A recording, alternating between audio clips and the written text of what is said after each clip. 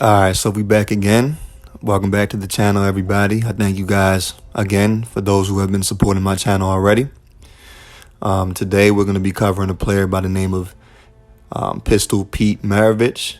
All-time great player, played in the 70s, had an outstanding career. A lot of people might not know too much about him. And if you don't, you're going to learn today. So let's get right into it.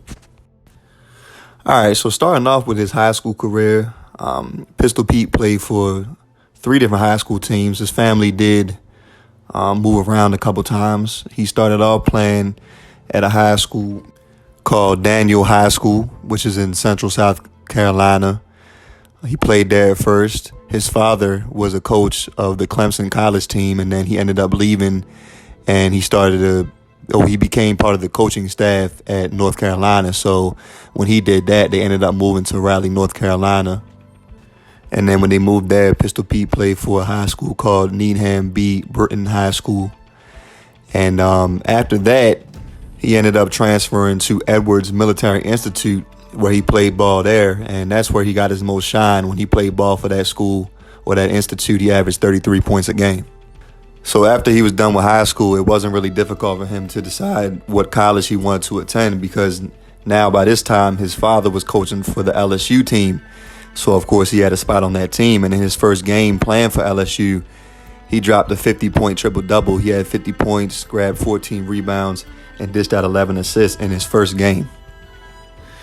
So, I mean, what a way to get your college career started. And then, in his 3 seasons that he played there, the man never had a season where he averaged less than 40 points a game. So for his whole entire college career, he scored over 40 points per game.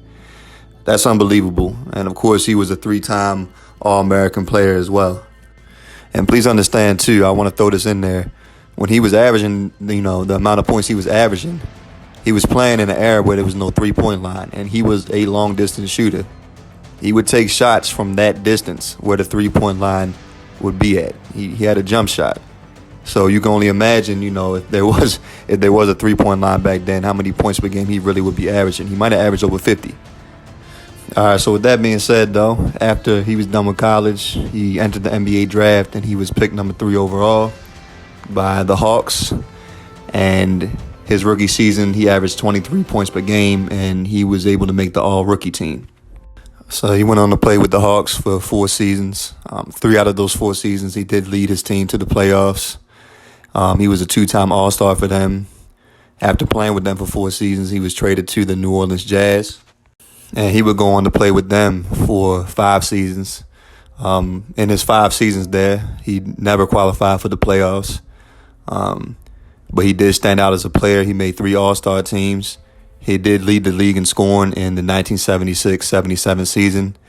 And then to finish off his career, his last season, the team actually then moved to Utah, which is what we have today, the Utah Jazz.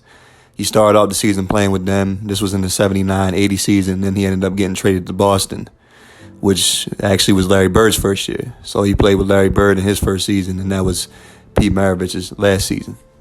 And the reason he ended up retiring relatively early is because in 78, he had a knee injury that started to linger around and pretty much hampered him going forward. So that limited his time going forward to try to extend his career even further. He only played for 10 seasons.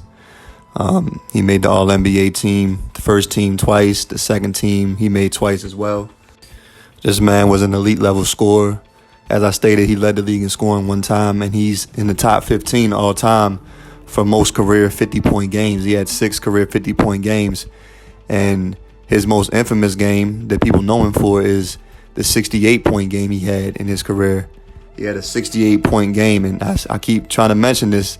He did this in an era with no 3-point line, and a lot of his shots were long-range jump shots too. So he had 68 points in the game back in that time.